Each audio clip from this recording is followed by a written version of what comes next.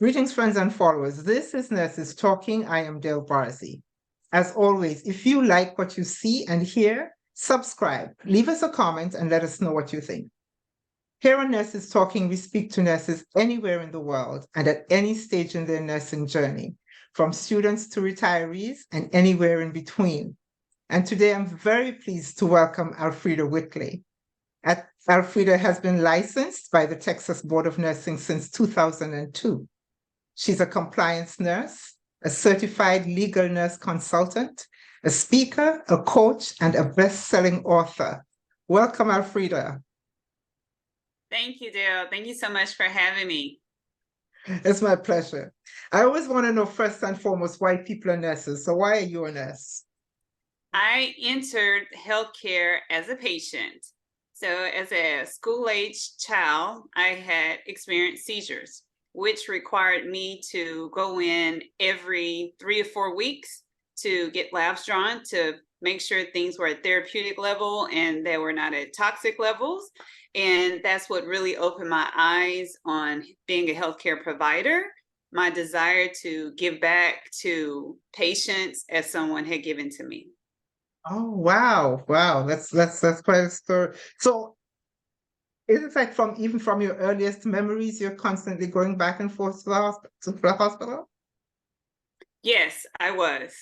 Yes. Wow. Wow. CAT scans and lab draws. And I guess I was that child. I have 2 siblings, but I guess I was the child that really experienced more with the clinic and hospital life or doctor's office appointments. And I am the only child that entered healthcare. And that was going to be my next question, actually. But having had so much contact with the system and deciding that nursing is where you want to enter it, was it then what you thought it was going to be from this side of it? I think once I entered into the nursing world, I saw it for more than what I thought it was. Yeah. The opportunities that nurses have, you're not limited to the office, the clinic, the hospital, or the school. So I can say that it was more than I thought it would be. Yeah. And that really is one of the goals of this channel, is to expose that. Because I really two sets of people I really want to see that. And one is nurses, because I don't think that we all know. I will admit that for a good bit of my career, I did not realize just how vast it was. And also, I would like the people that we serve to see us in a broader sense, because when you tell someone you're a nurse, they get the picture. Yeah. That one tunnel picture of what a nurse is supposed to look like and where she fits in. Yes. And I would like to broaden that view. So you were kind of, though, I would say maybe a little bit more prepared than most people for entering and what the challenges might be. But what were the challenges for you? At the time I entered nursing school, which was in 1999, prerequisites for nursing school, and I can just say it was very competitive. The specific school that I started my college education in did not have a nursing program. I accepted their scholarship and knew that I would complete my prerequisites and I would just transfer into a school that had a nursing program. But it was very, very competitive. And I remember one of the things that was said to me by an academic advisor was, nursing school is very competitive, so if you don't get in, what is your plan B? And I was like, I was really taken aback by that, because I did not have a plan B. I'm going to be a nurse. It's all or nothing. That's it. So that was my first challenging or my first challenging moment, that I would say that it would be a part of the academic world of transitioning into nursing. Yeah,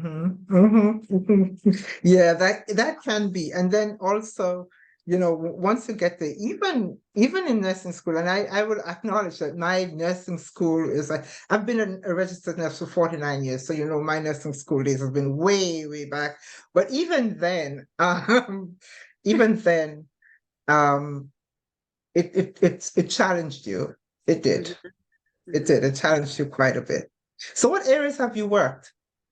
I started off in cardiovascular ICU, which I absolutely loved.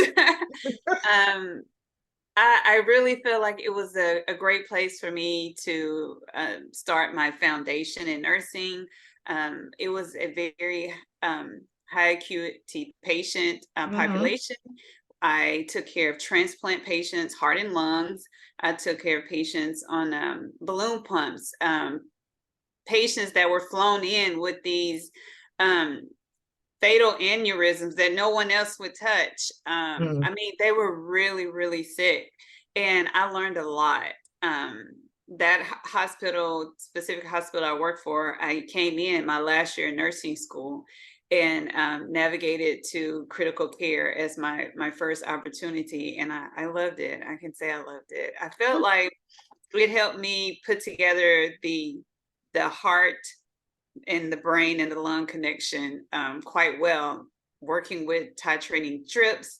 Um, my Yeah. confidence, talking to surgeons and residents, and I just feel like it was great. Well, I get that you enjoyed it. All right. And I get that. I get that because initially in my career, those were the areas I liked also. I really liked the ones that kept the adrenaline pumping and stuff like that, and the energy of all of Yes. that. Um and there is satisfaction in whatever area you work and gratification, but that is, those areas are really truly gratifying. So I get that. But now, so you have seen a lot of nursing, a lot of healthcare from, I love nursing too, from the patient side Mhm. and from the nurse side. What would you like to see change, if anything? Well, I would like to see the change in the the health disparities, those care gaps decreasing, which requires us very heavily in that role of advocacy. Mm-hmm. Um, that is my number one priority in what I would like to see change. Yeah. Okay. Okay. And you mentioned advocacy, and I have a question about that because what I started to realize is that we talk a lot about advocacy, but do you think that our education actually prepares us to be strong advocates? They tell you to Prepare? be advocates, but does it prepare you to be a strong advocate, do you think? N- n- No, I think you need more. I think you need more. Yeah. It's more those situations that present themselves, and Yeah. you start to have those internal. Um, Hmm. how do I Yeah. handle this? Yeah. I'm not settled with this. Those type of moments. Yeah, yeah. And I asked that because especially in my later years, and when I am now in management and leadership, and I'm looking back at other nurses coming along, and I see that is one of the areas, that is one of the huge stumbling blocks. Hmm. In their heart, that this is what they want. Hmm. They want to advocate, how to advocate, and how to advocate in a way that's in a non-confrontational way, very often. Hmm. Hmm. I That's very see important. as a huge, yeah, Hmm. yeah. I mean, the patient does not need you to be confrontational. They just need you to Yes. be their advocate. And I see that a lot of nurses struggle with getting that done, getting there. And so that's why I asked you that question. So I read when I was, talking about you, and I said that you're a compliance nurse. Now, one of the goals of this is that I really want nurses to see what nurses are doing and where they can be. So, what is a compliance nurse? What do you do? How do you get there? So, a compliance nurse, what really helped me navigate to that area of nursing that I'm in right now was my background in legal and quality. So, the Mhm. compliance nurse actually works with auditing, providing the internal audits is one of the things that I do. That's pretty big.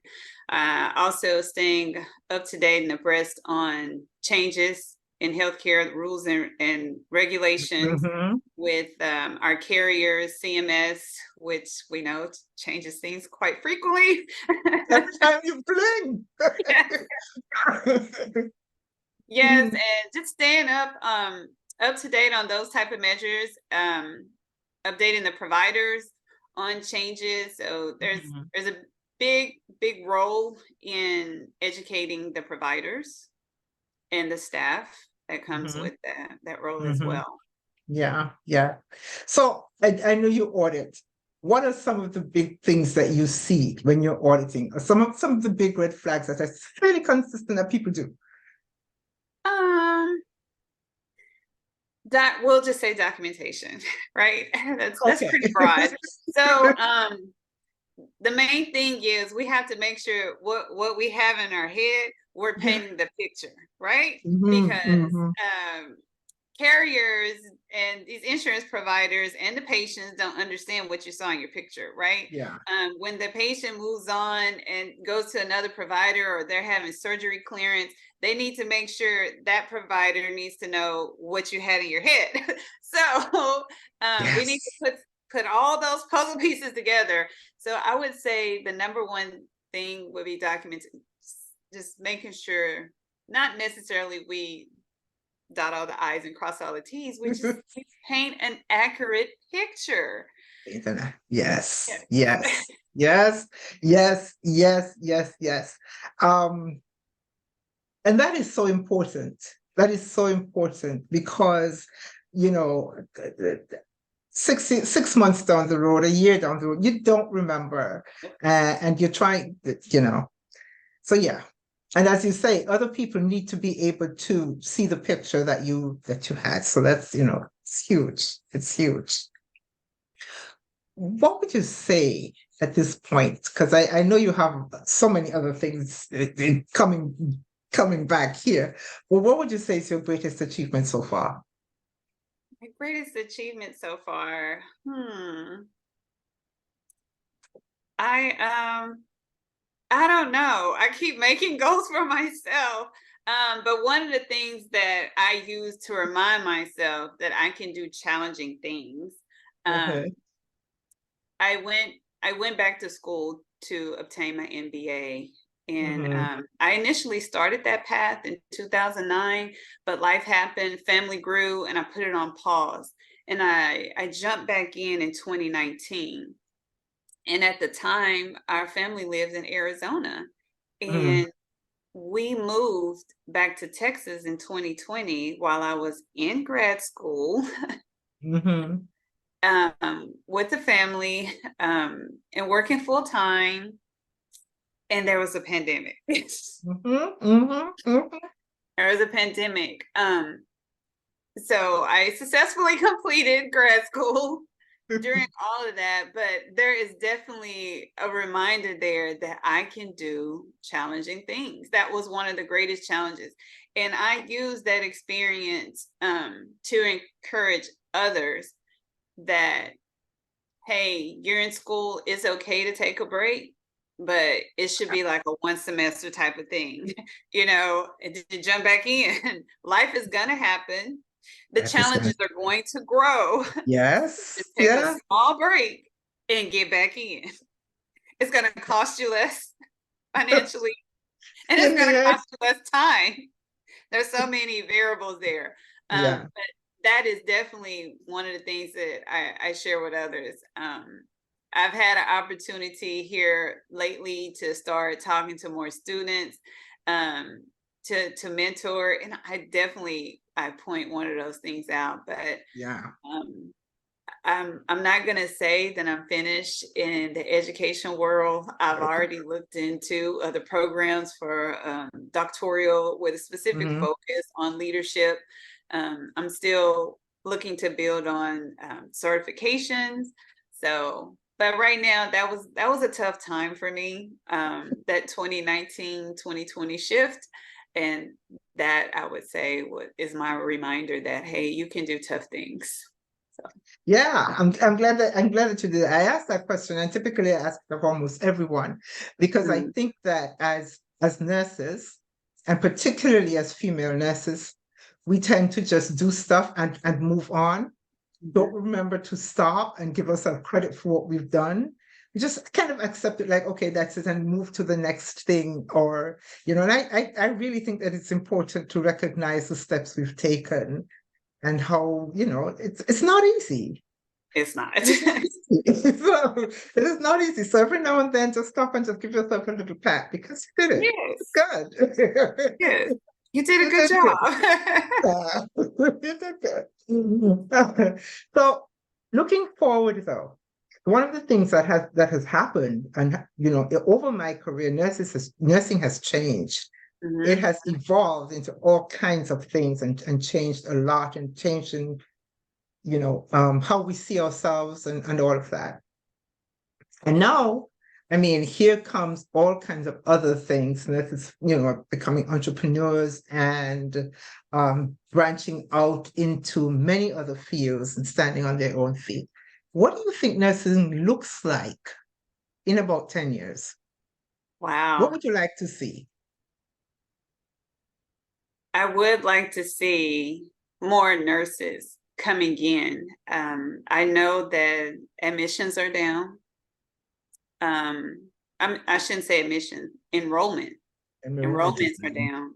down. So I think it's important for us to continue to do things like what we're doing right now, talking about it Mhm. and uplifting and educating those potential nurses out there on the different opportunities and Yeah, what yeah, nursing looks like now versus what it looked like when we started nursing yeah, school.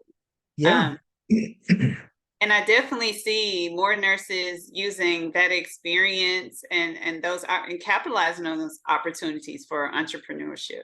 Yeah, yeah, yeah, yeah. Oh, absolutely. And honestly, I love it. I absolutely positively love it. And someone said something to me not so long ago, a few months ago, I interviewed someone, the actually she's the president of the National Nurses in Business Association, and she said something that really resonated with me. She said, the day you get your nursing license, it's the same day that you got a license to start a business. I thought, Mm, well, yeah, you got mm, a license to do whatever you want. that's right. That's right. There's a And lot we can do under that whole scope of nursing, right? yes, yes, there is so much. There is so much. And even when I think I know how much there is, There's more. I go, there's more. There's Yeah. more.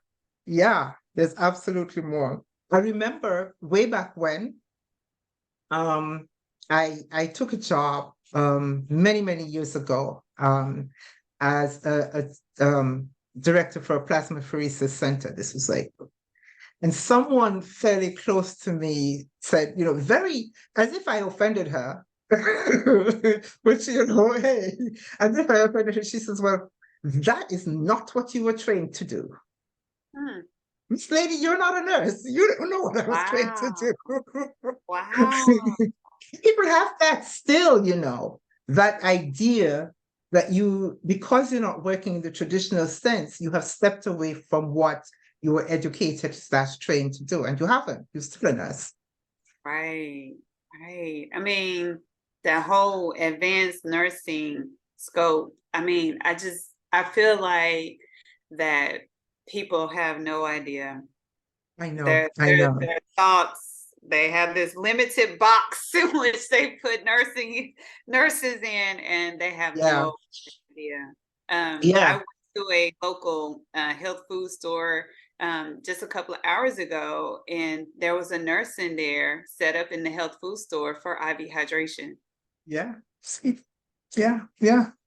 And you see, this is the thing. This has become such a passion of mine because A, I want nurses to see what nurses are doing and can do. And B, I want the people that we serve to understand that when a nurse walks into your room, that nurse is bringing a whole lot of stuff.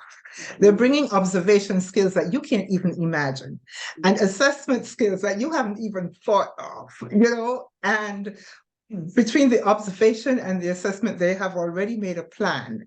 And they just walk from the door to your room, Yes. to your bed. They just walk from the door to your bed. And all of this has happened long before they ever touched anything on your body.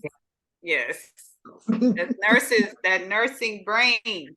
It's always assessing the situation. Constantly. And sometimes I wish I could turn it off, but I can't.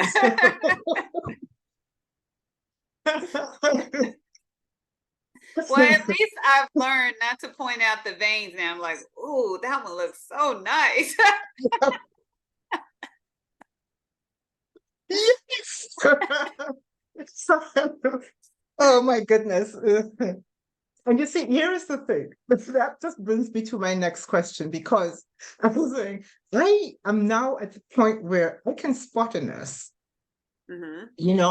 I recognize nurses without ever being told that someone is a nurse. I don't know if it happens every single time, but I've started to notice that I could almost what sometimes the way people walk, the things they say, the way they, the way they read a room, all of this kind of thing. I think that person is a nurse. I started to wonder, what exactly am I seeing? And can we all see it? And so I've started to ask, if you could describe the most essential quality of a nurse, what you think is the most essential quality of a nurse in one word, what would that word be? One word? You could take two.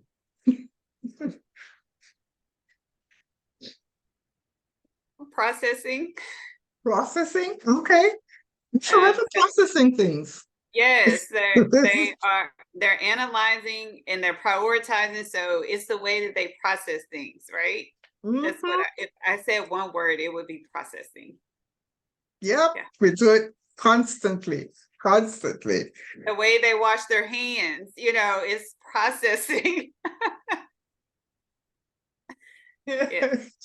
Everything is we're constantly doing that. We're constantly doing that. And I'm so, I'm so glad that I started asking this, because I've gotten so many words that I probably would not have thought of myself.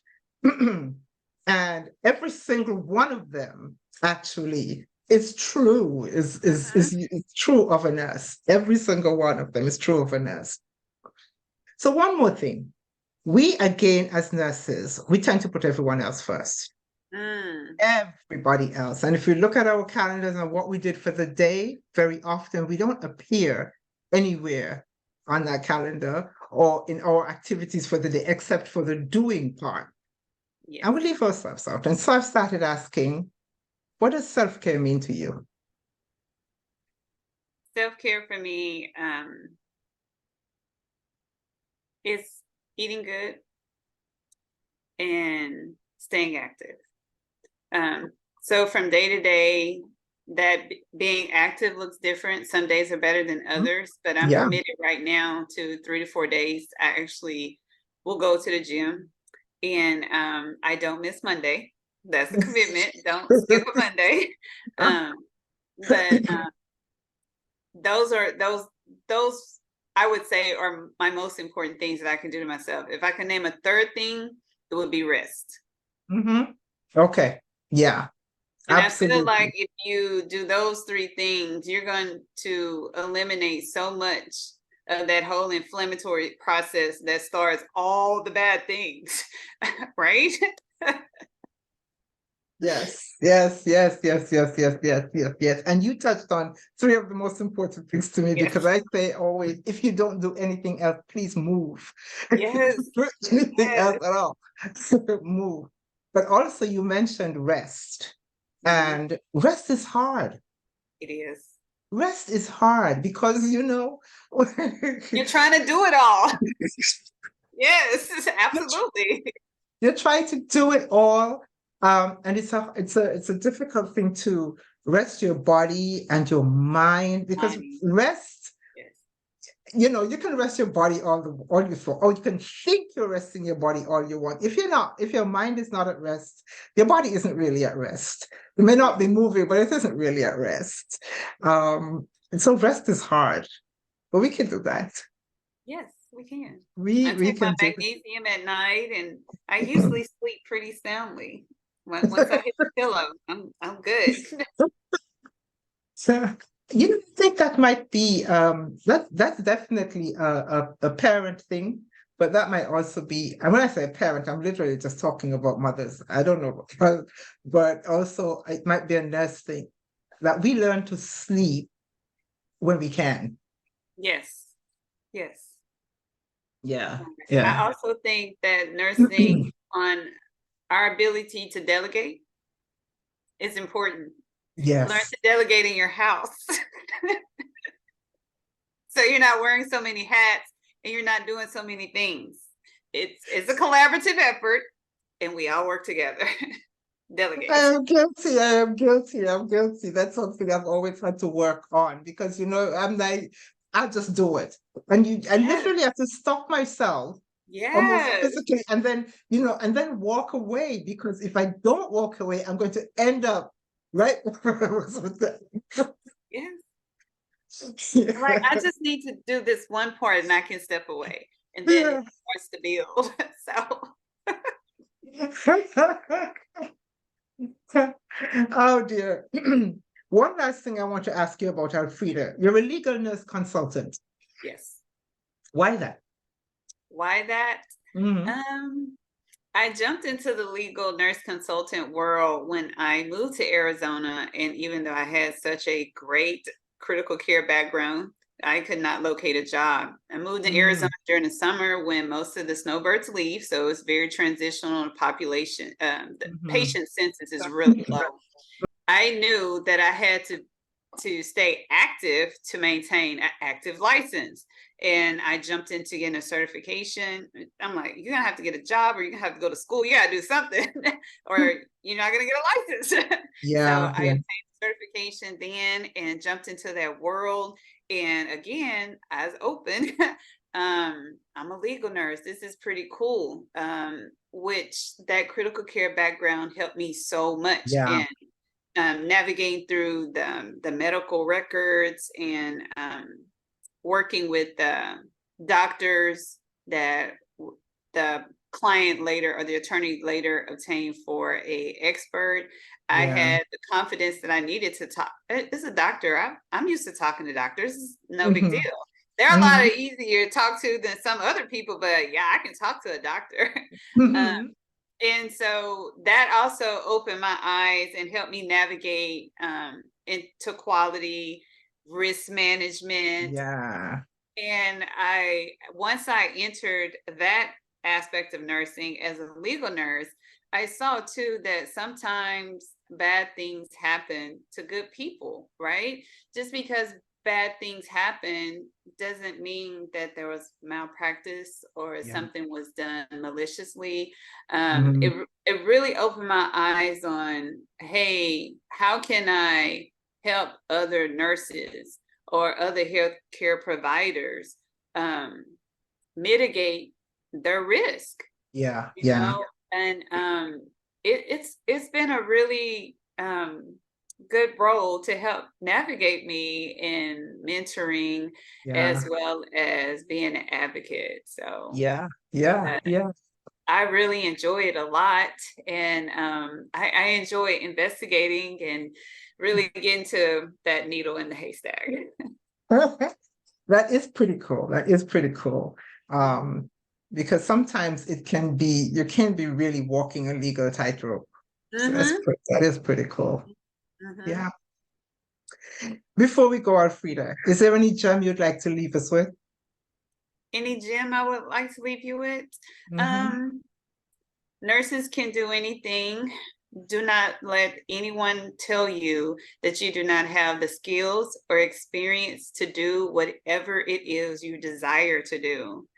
A nurse can do anything. You're thinking critically. You can work in any environment, whether it's oil and gas or in a hospital or on a cruise ship. You can do anything and you can work anywhere in the world. Yes. And on that note, thank you so very much for articulating that, because that is absolutely my belief. We can do anything as nurses, anything at all. Yes. Yes. Thank you. Thank you, Dale. My pleasure.